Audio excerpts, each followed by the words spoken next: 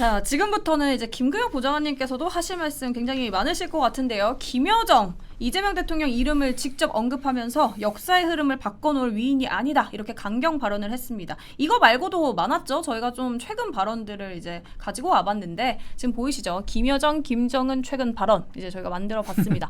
허망한 개꿈부터 시작해서 지금 핵 무장화의 이제 급진적 확대 필요, 한국은 우리 국가의 외교 상대가 될 수 없다. 이재명 대통령은 역사 흐름 바꿔놓을 위인이 아니다. 이렇게 됐습니다. 최근에 이재명 대통령이 유화책 이제 펼쳤죠. 그런데 김 부부장은 조선중앙통신을 통해서 우리는 문재인으로부터 윤석열로의 정권 교체 과정은 물론 수십 년간 한국의 더러운 정치 체제를 신물이 나도록 목격하고 체험한 사람들이다. 보수의 간판을 달든 민주의 감투를 쓰든 우리 공화국에 대한 한국의 대결 야망은 추호도 변함없이 대물림 해왔다라고 아주 노골적이게 비난을 하고 있습니다. 이러한 태도 어떻게 보십니까?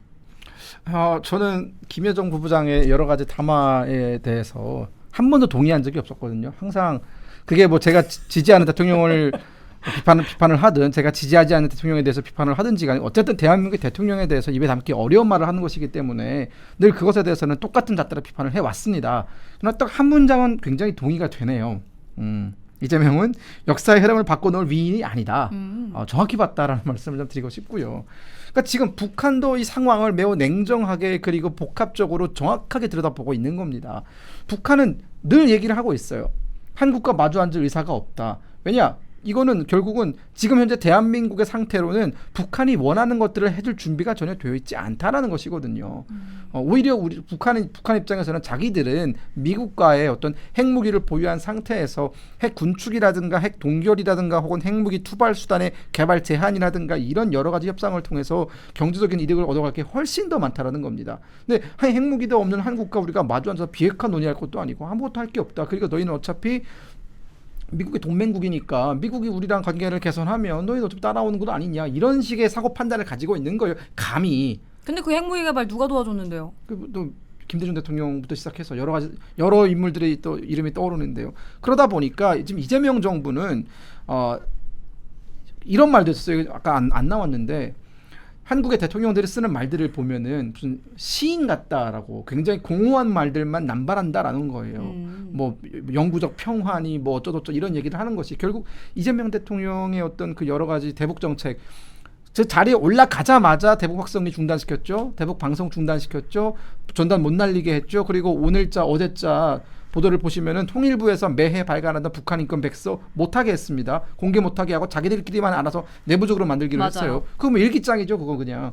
그렇게 하겠다고 했는데도 불구하고 북한이 저런 반응을 보이지 않았기 때문에 저는 지금 이재명 대통령 휘하의 어떤 여러 가지 안보를 책임진 사람들 머리가 굉장히 복잡할 거다. 이 남북관계 항상 진보 진영이 남북관계에서 뭔가 대화 모멘트를 만들면서 지지율 끌어올리는 문재인 대통령 얼마나 이걸로 재미 많이 봤습니까? 네. 근데 이걸 전혀 못하게 생긴 거예요. 저는 그렇기 때문에 이재명 대통령을 제대로 잡을 수 있는 강적은 뭐 국민의힘에도 장동혁 의원이 있겠지만 저기 김여정이 제대로 된 적수다라는 생각이 좀 듭니다. 대변인님은 어떻게 보세요? 우선 이재명 대통령 지금 뭐 반응은 잘 모르겠는데 이거를 듣고 어떠한 반응을 뭐 보였을지도 사실 궁금하고요. 이렇게 지금 발언을 들었는데도 불구하고 유화책을 계속 쓰겠다는 건지 뭐 어떻게 하겠다는 건지 어떻게 보세요? 김여정이 저렇게 막말을 하는 거는요. 이재명 대통령을 알로 보고 있다는 얘기예요. 그 경기도지사 시절에 800만 불을 받았었지 않습니까? 그런데 대통령이 됐는데 아직까지 현금을 안 주고 있는 거야. 현금 자기 대표가 현금이야. 현금인데 계속 뭐 쓸데없는 거. 그러니까 돈이 들어와야 되는데 돈 들어오는 게 아니라 무슨 확성기 철거한다든가 연합훈련 축소한다든가 뭐 인권 보고서 안 된다든가. 그 보좌관님 빵 셔틀한테 지금 빵 안 갖다 줘가지고 그렇다고 지금 대변인님 얘기하시는 거예요. 그렇지. 달러를 빨리 안 갖다 주니까 열받은 거예요. 그래서 이렇게 알로 보고 내가 필요한 거는 그게 아니란 말이야. 달러를 빨리 보내줘. 라는 그 신호예요. 그 신호가 아니라면 일국의 대통령을 이렇게 무시하는 발언을 할 수 있겠습니까? 자기가 원하는 걸 노골적으로 지금 드러내고 있다라고 하면서 그만큼 이재명 대통령을 어떤 그 대화의 상대로 인정하는 게 아니고 자기들은 집권하겠다. 누구랑? 트럼프랑. 트럼프가 돈이 큰 사람이라고 지금 보고 있는 겁니다. 그리고 트럼프가 유엔에 가지고 있는 그 북한에 대한 경제 제재를 풀 수 있는 열쇠라고 보고 있는 거예요. 그래요. 한국이 얘기해서 하는 것보다 지난번에 해봤지 않습니까? 문재인 전 대통령을 꼬드겨 가지고 트럼프 만났을 때 야 우리 핵 문제에 대해서 좀 잘 얘기해봐봐 했더니 그 오히려 역효과를 불러왔었어요. 그때 뭐라고 했습니까? 문재인 전 대통령이 트럼프 만나가지고 북한에는 핵을 공격용이 아니라 방어용으로 가지고 있는 겁니다라고 얘기했다가 트럼프한테 완전히 무슨 소리 하고 있는 거야 하면서 믿을 수 없는 사람이라고 전 다른 해외에 있는 정상들의 얘기해가지고 웃음거리 됐지 않습니까? 네. 그렇기 때문에 아마도 이번에는 이제 트럼프 대통령과 직거래를 해가지고 일단 유엔에서 하고 있는 경제제를 풀어달라 이거를 직거래 요구할 가능성이 많기 때문에 이재명 대통령을 거치지 않으려고 한다. 그리고 우리에게 필요한 건 달러니까 다른 게 필요 없고 달러를 빨리 보자라. 그 용도로 지금 저렇게 뭐랄까 막가파식으로 이제 조롱하고 있는 게 아닌가 생각됩니다. 그 정동영 통일부 장관 발언 하나만 볼게요. 보좌관님 어떻게 생각하시는지. 그 대남 확성기 철거 관련해서 정동영 통일부 장관이 정책 수용자 입장에서 보면 확성기가 중단됨으로써 접경 지역 주민들이 편안하게 잠들 수 있는 효과가 있다. 그것이 본질이니까 국민들한테는 사과할 필요가 없다라는 식으로 답변을 했잖아요. 이게 뭔 소리예요?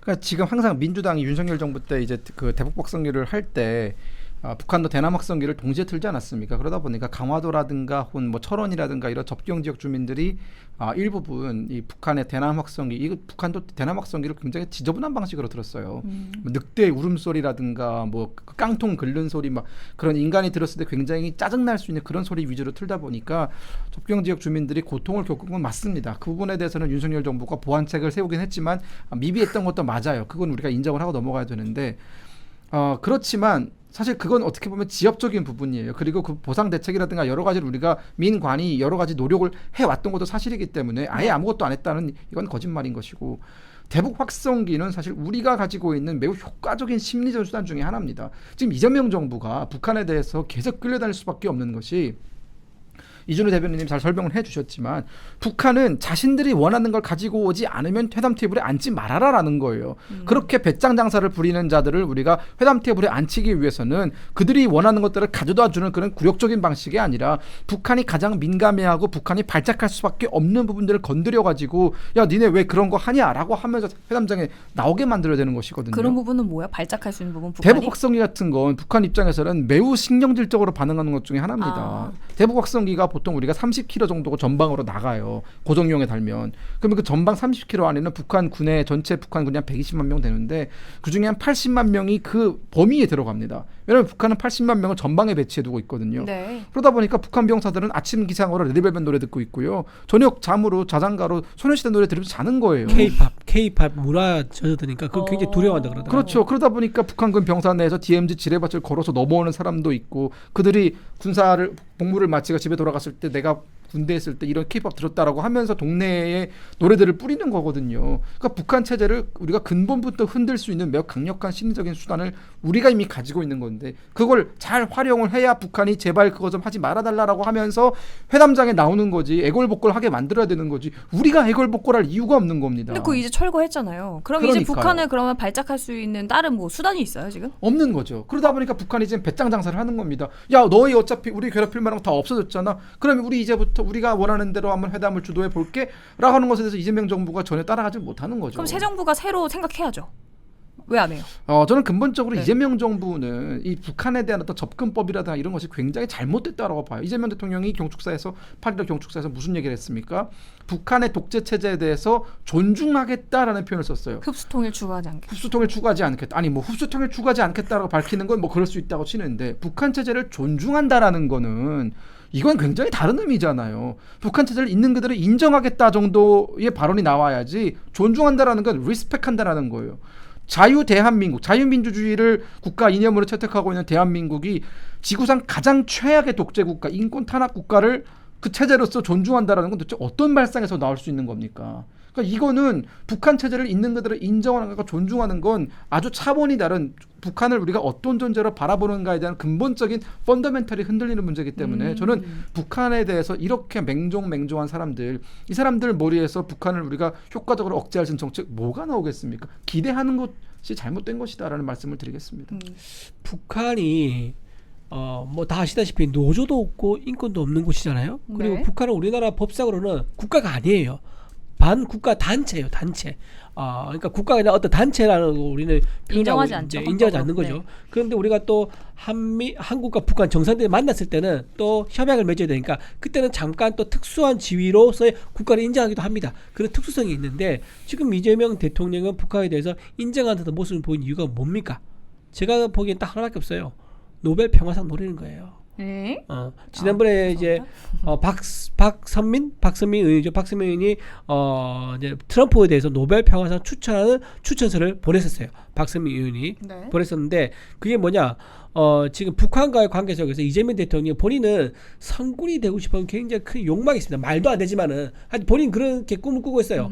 우리는 말도 안 되지만 그 꿈을 꾸고 있는데 그 꿈 중에 하나가 뭐냐면은 이제 자기 이제 관련된 자기가 재임한 기간 동안 경제를 좀 어쨌든 잘 돌아가게 만드는 거 그리고 북한과 관계를 원활하게 풀어가지고 노벨 평화상을 받는 거 이거 두 가지만 이루면은 자기는 역사에 남을 지도자가 될 수 있다라는 그런 망상을 가지고 있습니다. 그렇기 때문에 그 노벨 평화상은 그 첫걸음으로서 북한과 관계가 유화될 수밖에 없다. 다소 굴욕적이고 다소 이제 머리를 조아리는 이런 모습이 있더라도 노벨 평화상만 받을 수 있다 그러면 나는 기꺼이 감수하겠다. 이런 식으로 가고 있단 말이에요. 그렇기 때문에 지금 이재명 대통령 입장에서는 이런 거 전혀 굴욕적으로 생각 안 할 겁니다. 김영희 저렇게 비난을 해도 기꺼이 감수하면서 오케이 내가 몇 년 뒤에 노벨 평화상 받는다면 오케이 이런 입장인 거죠. 이재명 대통령이 저 꿈에 대해서 김여정 부부장이 한마디 했죠.